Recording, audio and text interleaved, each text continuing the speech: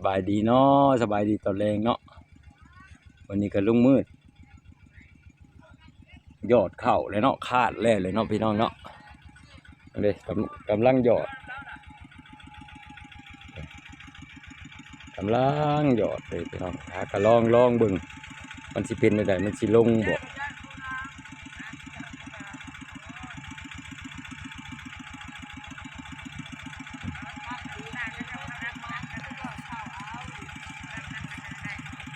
ดินปีนี้บ่ได้ปลูกมันเนาะพี่น้องเนาะลองหยอดเข่าเพิ่นเหยียบของเก่ารถหลอกตีนตัวนั้นน่ะมันลงพอดีอยู่บ่เลยพี่น้องกำลังหยอดกำลังอันนั้นเนาะเล่นแดดกำลังบดเลยลองหยอดมันจะเป็นได้ตาบ่ได้กะในไทยกบเลยแหละเดือน11 12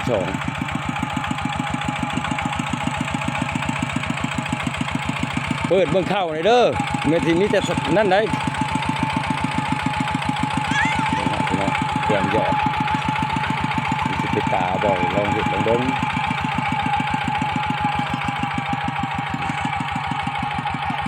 น้องเงือมานี่ลูกสบายดีก่อนลูกสบายดีพ่อแม่พี่น้องก่อนสบายดีน้องเงือไม่เห็นยังลูก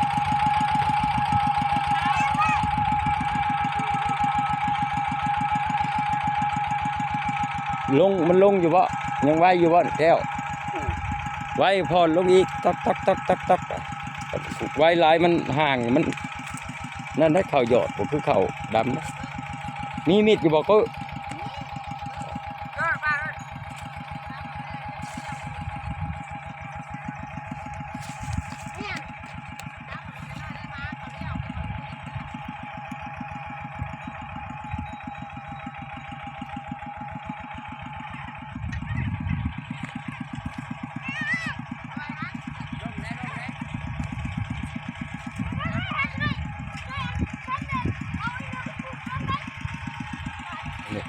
ลงอยู่เนาะ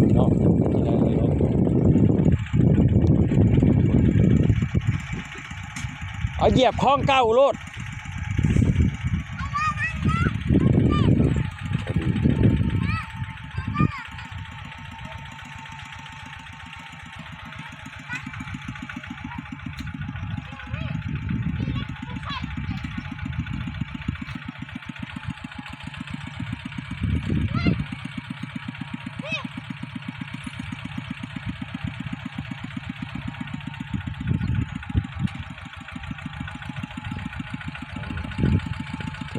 เป็นอะไรเนาะพี่น้องเนาะก็บ่เคยลุกมือก็บ่เคยหยอดเคยเห็ดเถื่อลองเบิ่งเนาะ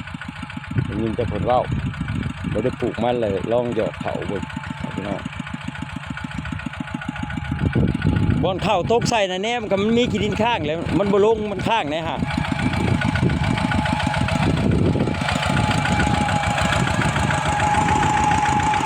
พยายามเบิ่งขี้ดินนะฮะน้องเงือแกนหยอดเข่าว่าลูกอ้าวอันนี้คือห่างแท้เห็ดอะไรนี่โอ้ยบดประเด็นไหนก็ชื่อกับที่ก็ยามแล้วตัวนี้ไม่จะเป็นห่างออกคือเพิ่นน่ะ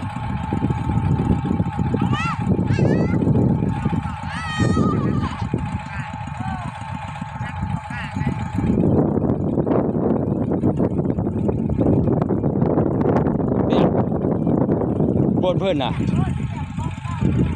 บดเพิ่นน่ะว่าดันมันชื่อว่ะดันมันชื่อกับตัวนี้ทีก็ยามแล้วดันมันชื่อมันเอาห่างออกนี่กระเทกระวังบัดเขาจอดมันที่เล่นตามรถ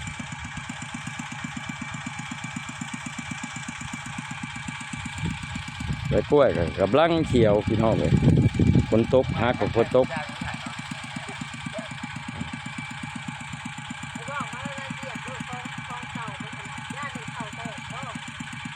ตักทำมันนั่นแหละ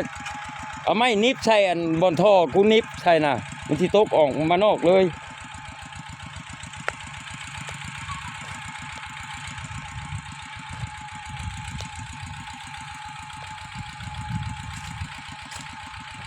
นกล้วยกำลังเกี่ยวฝนตกแต่หาตัวฝนตกที่หันโอ้ยมันแรงเนาะพี่น้องเนาะ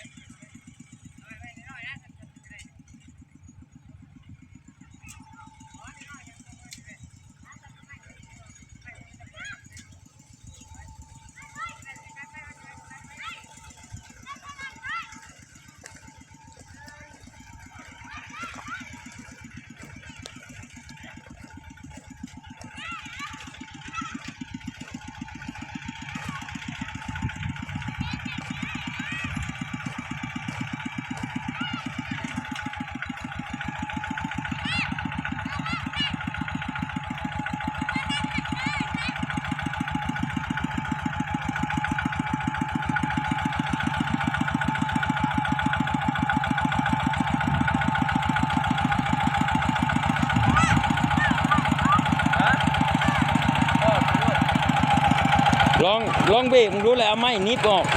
นึ่งขึ้นก่อนก่อนบ่ให้มันตกเข้าไปในนิดคือนิดแต่ตัวนั้นคือกันนิดเดียวนี่นิดใช่สินะนี่นะไปตรงนี้แก้วอันนี้ตุ้มมือกูพานนิดนี่มันตกออกตื่นเลยนิดเทศลานน่ะบ่แล้วนี่ทั้งนั้นแหละทั้งเมื่อกี้นี่แหละทุกใช่ไหม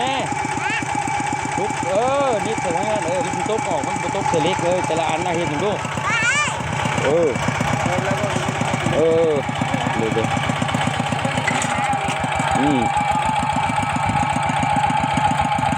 คำบอกให้มันตกใส่ร่องนะมันก็ตกใส่เลย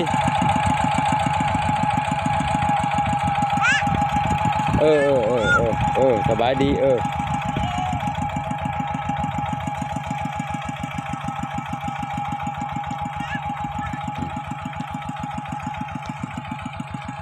ลงอยู่บ่นอกจะลงไปลงดู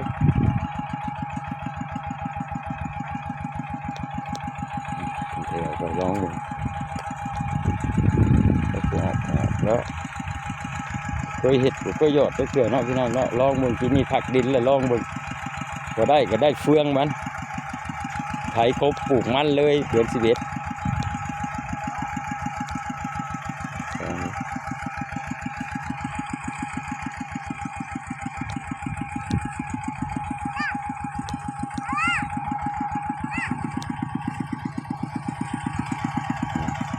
เนื้อกระชอย